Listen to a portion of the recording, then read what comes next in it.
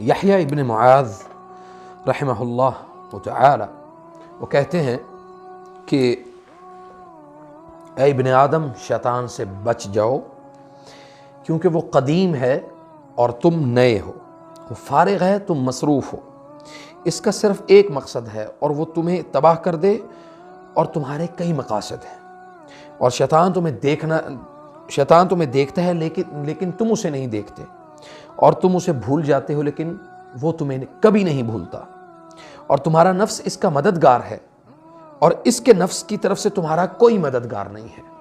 یہ 4-5 چیزیں تھوڑی سی میں اس پر روشنی ڈالتا ہوں انشاءاللہ، کہ شیطان سے بچ جاؤ کیونکہ وہ قدیم ہے اور تم نئے ہو۔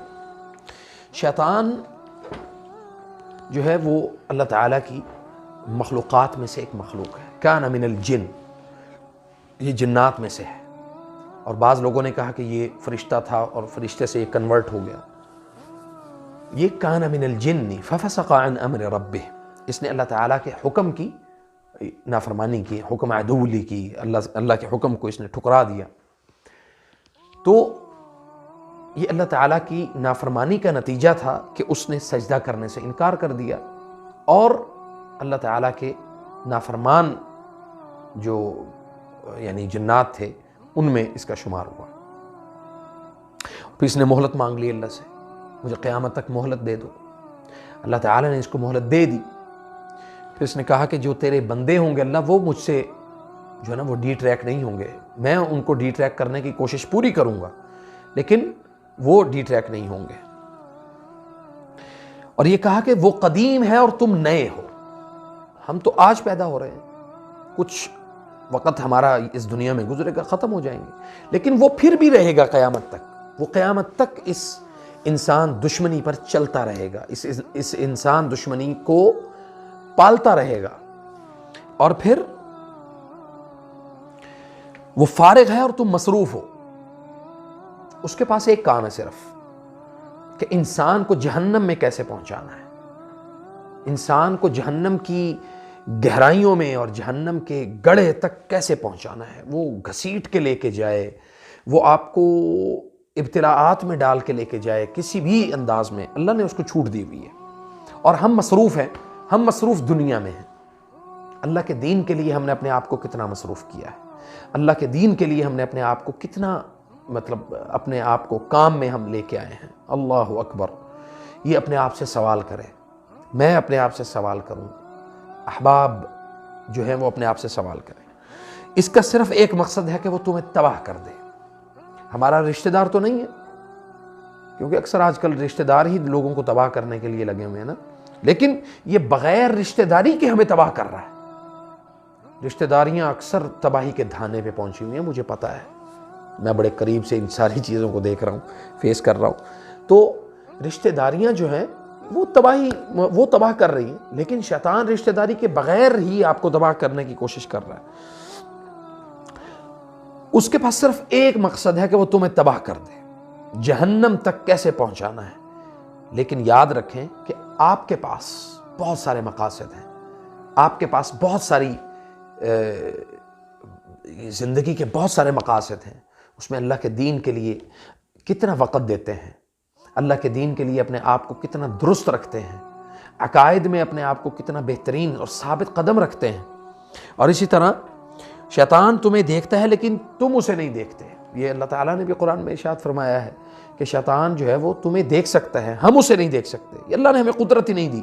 بعض لوگ کہتے ہیں جی میں نے جنات کو دیکھا، نہیں دیکھ سکتے، ٹھیک ہے جی۔ اور سبحان اللہ آگے کہتے ہیں کہ تم اسے بھول جاتے ہو، وہ تمہیں نہیں بھولتا۔ اور یہ پریکٹیکلی ہمارے ساتھ ہوا اور کئی مرتبہ ہوا کہ یعنی اگر کسی مریض کے اندر کوئی جن حاضر ہے اور میں اس کے اوپر رقیہ کر رہا ہوں، دم کر رہا ہوں، دم کے دوران میں نے اسے کہا کہ اس کو چھوڑ دو، یا تمہارا کیا مقصد ہے؟ وہ کہتے جی ہمارے مقاصد بہت ہیں، اونچے مقاصد ہیں، بڑے کام ہیں، ہم سلیوز ہیں، غلام ہیں ابلیس کے۔ تو یقیناً وہ ان کی اولاد ہے تو اس کے غلام ہوگی۔ تو وہ کہتے ہیں کہ ہم جو ہے ہمارے کئی مقاصد ہیں، آپ کے مقاصد کا ہمیں نہیں پتہ، ہمارے مقاصد یہ ہیں کہ ہم آپ کو تباہی کی طرف لے کے جائیں، آپ کو تباہ کر دیں۔ اور پھر کہتے ہیں جی تم اسے بھول جاتے ہو لیکن وہ تمہیں نہیں بھولتا. ایک مریضہ کے اندر ایک جن حاضر ہوا تو میں نے کہا کہ بھئی آپ اس کا جسم کیوں نہیں چھوڑتے؟ اس نے کہا جی بس میری مرضی، میں نہیں چھوڑتا. میں نے کہا خیر اللہ تعالیٰ عافیت دے، میں چھڑواؤں گا انشاءاللہ. پھر میں نے ٹھیک ٹھاک اس کی طبیعت صاف کی اور اسے قرآن سنایا، ماشاءاللہ تبارک اللہ. تو جب اسے سنایا تو اس نے کہا آپ ایک بات یاد رکھو، تم ہم سے غافل ہو، یعنی تم ہمیں بھول چکے ہو، ہم تمہیں نہیں بھولیں گے، ہم تمہیں بھول ہی نہیں سکتے. ہمارا نفس ہمارا نفس اس کا مددگار ہے. یعنی ہم جو حرام، نعوذ باللہ، جو آج کل مسلمان میجورٹی حرام کام کر رہے ہیں، قرآن کریم سے دور ہیں، سنت نبوی سے دور ہیں، اللہ کے دین سے دور ہیں، تو لیکن اس کے نفس کو ہماری مدد کی کوئی ضرورت نہیں ہے.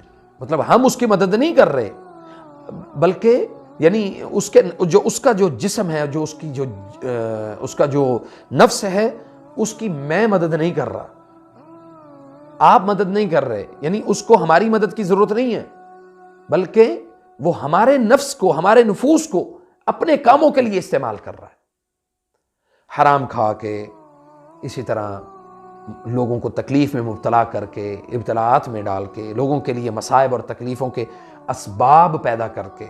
تو یہ چیزیں ہیں. اللہ تعالیٰ سے دعا کیا کریں کہ اللہ ہم سے اطمینان قلب اور سکون والا کام لے، اور جو یعنی اپنی ذات سے آپ سکون پہنچا سکیں وہ کام ضرور کریں. وہ کام نہ کریں جس کی وجہ سے لوگ جو ہیں وہ اللہ تعالیٰ سے دور چلے جائیں، یعنی آپ اللہ سے دور چلے جائیں، بلکہ اللہ کے قربت اختیار کرنے والے کام کریں، اللہ کے قریب ترین بندوں میں اپنے آپ کو شمار کریں. وہ کہتے ہیں جی کام وہ کر جاؤ جو اللہ کے دین کے لیے ہو، وہ کام نہ کرو جو اللہ کے دین کو تباہ کر دے. آج ایک خاتون آئیں، انہوں نے کہا جی میرا بیٹا ہر وقت موبائل استعمال کرتا ہے، حافظ قرآن ہے، نماز نہیں پڑھتا. میں نے کہا اسے کہیں کہ اس کے ساتھ ساتھ بائبل اور دوسری تورات، انجیل، زبور، یہ والی کتابیں بھی حفظ کر لے. تو کہنے لگی ہیں یہ بڑی عجیب بات کی آپ نے. میں نے کہا جی میں نے بات اس لیے عجب کی ہے کہ وہ چیزیں، یعنی آپ نے کسی عیسائی سے پوچھا کہ وہ نماز پڑھتا ہے؟ یا کسی عیسائی سے سوال کیا آپ نے کبھی؟ وہ یقیناً کہے گا جی آئی ایم کرسچن، میں عیسائی ہوں، میں میرا کون سا اسلام کے ساتھ کوئی تعلق ہے. وہ کبھی بھی آپ کو نماز کا نہیں کہے گا. اور مسلمان سے پوچھ لیں یہ نماز پڑھتے ہو؟ نہیں جی. اچھا دوسرا فوراً سوال کریں کہ آپ عیسائی ہو؟ تو آپ کو فوراً جواب یہ دے گا کہ بھائی میں مسلمان ہوں.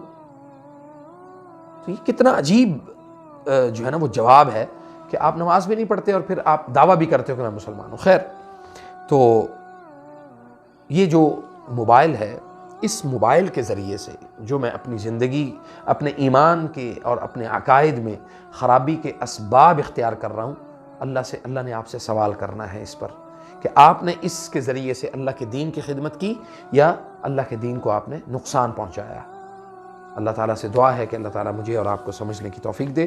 فجزاکم اللہ خیر. السلام علیکم ورحمۃ اللہ وبرکاتہ.